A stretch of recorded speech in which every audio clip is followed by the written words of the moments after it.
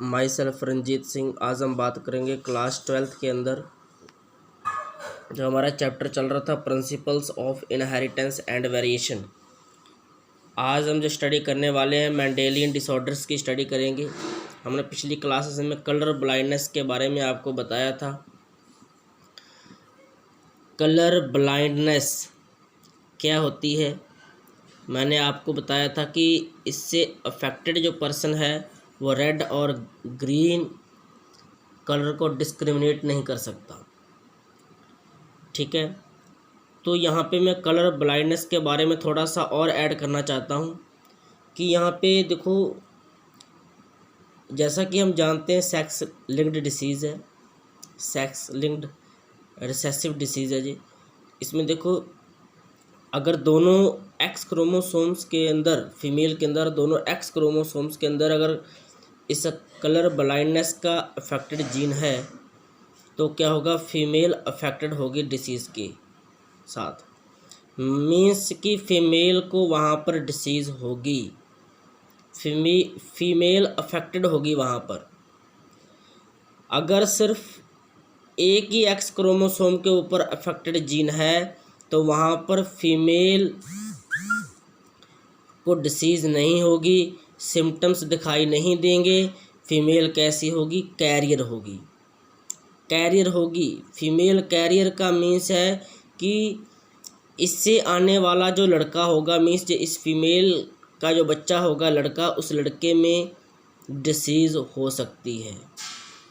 अब जो मेल है, मेल में जैसा कि हम जानते हैं एक ही एक्स क्रोमोसोम होता है, और अगर ये अफेक्टेड होगा, इसमें जीन है, अगर कलर ब्लाइंडनेस का अफेक्टेड जीन होगा तो क्या होगा कि ये मेल है जो कैसा होगा, अफेक्टेड होगा, इसको बीमारी होगी।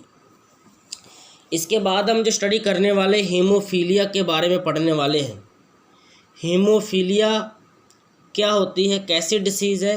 हीमोफीलिया भी कैसी है, सेक्स लिंक्ड रिसेसिव डिसीज़ है।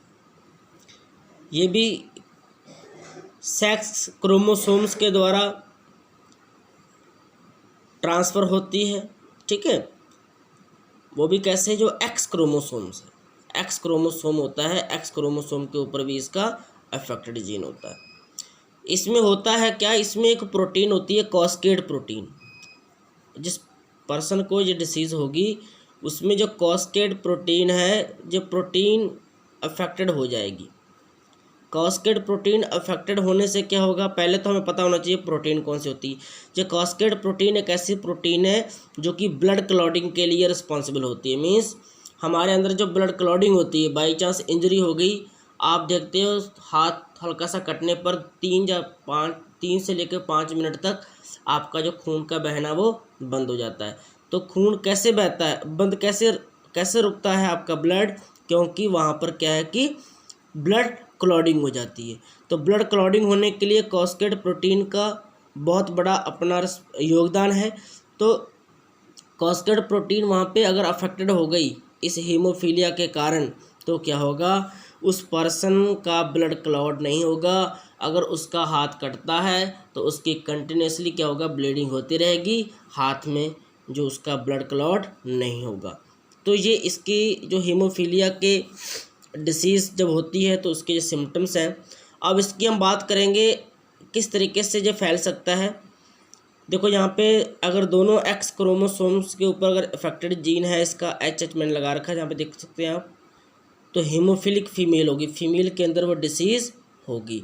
अगर एक ही एक्स क्रोमोसोम के ऊपर है तो फीमेल के सिम्टम्स, फीमेल के अंदर सिम्टम्स नहीं दिखाई देंगे। मीन्स फीमेल नॉर्मल की तरह बिहेव करेगी, लेकिन कैसी होगी, कैरियर होगी। कैसी होगी, कैरियर।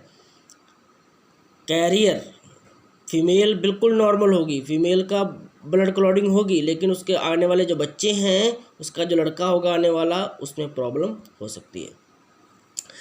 अब देखो, मेल में अगर अफेक्टेड जीन आ गया एच वाला तो क्या होगा, हीमोफिलिक मेल हो जाएगा। ठीक है, नहीं तो वैसे तो नॉर्मली एक्स वाई पे नॉर्मल होगा। मैंने एक फ्लो चार्ट से यहाँ पे दिखा रखा है, आप देख पा रहे हैं।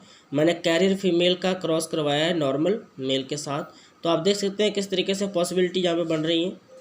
एक कैरियर आया, एक अफेक्टेड मेल आया, एक नॉर्मल फीमेल आई, एक नॉर्मल मेल आया। ठीक है, इस तरीके से आप डिफरेंट एग्जांपल्स की स्टडी कर सकते हैं। एक पेडिग्री एनालिसिस हुई थी क्वीन विक्टोरिया की। क्वीन विक्टोरिया कैरियर थी हीमोफिलिक की। क्या थी? कैरियर थी।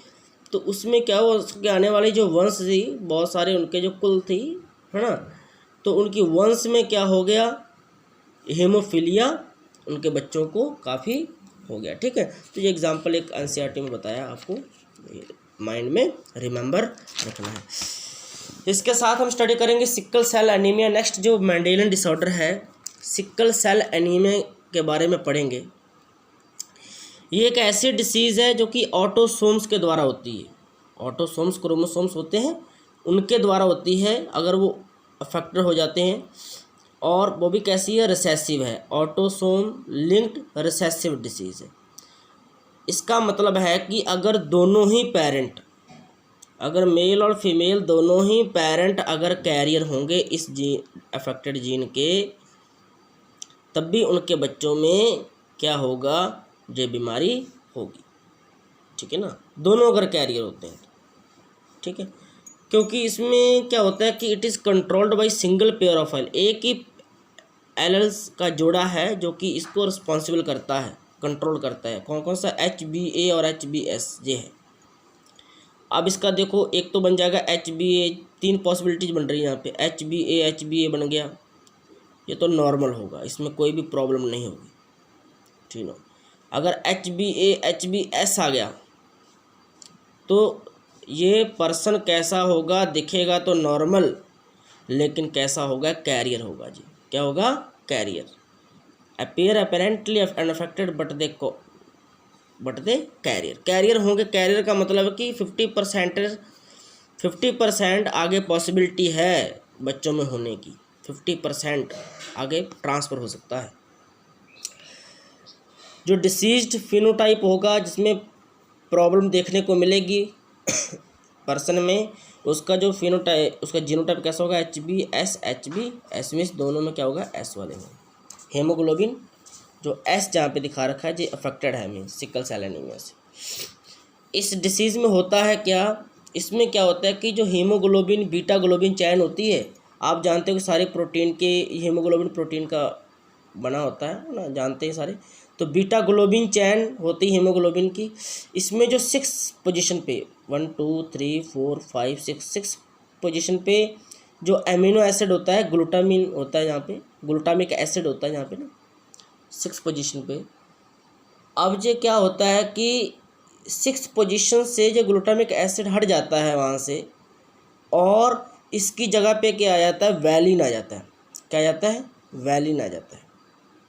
ये नॉर्मल है, नॉर्मल दिखा रखा है। 6 पोजीशन से जो ग्लूटामिक एसिड था जो हट जाता है, इसकी जगह पे क्या आ जाता है? वैलिन आता है। अब ये आता कैसे है? ये होता है आपका DNA के अंदर, जो हमने क्या बताया था, म्यूटेशन।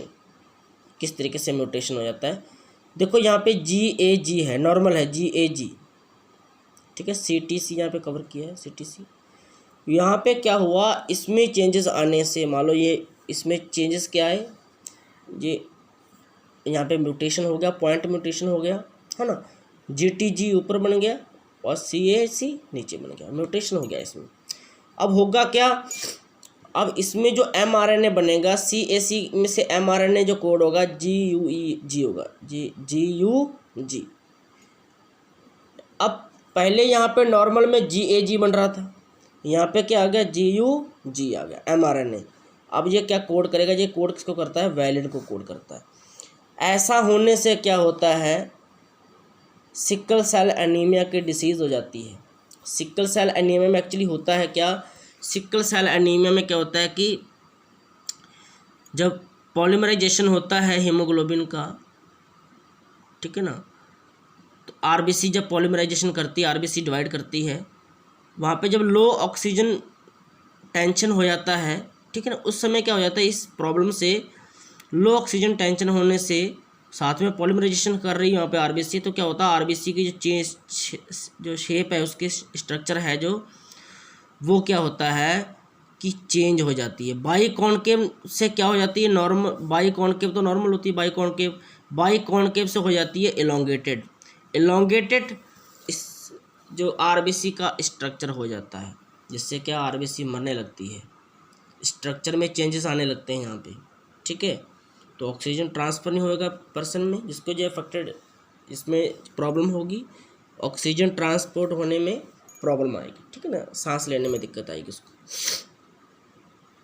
तो आरबीसी की वहाँ पे क्या है कि स्ट्रक्चर चेंज हो जाती है, बाई कॉनकेव से कैसे हो जाती है, एलोंगेटेड, जिसे कहते हैं elongated sickle cell structure change हो जाता है। तो आज हमने सीखा सिकल सेल एनीमिया के बारे में, ठीक है, सिकल सेल एनीमिया के बारे में आज हमने पढ़ा, और साथ ही मैंने आपको हेमोफीलिया के बारे में बताया है। नेक्स्ट वीडियो में हम नेक्स्ट टॉपिक की बात करेंगे। Thank you.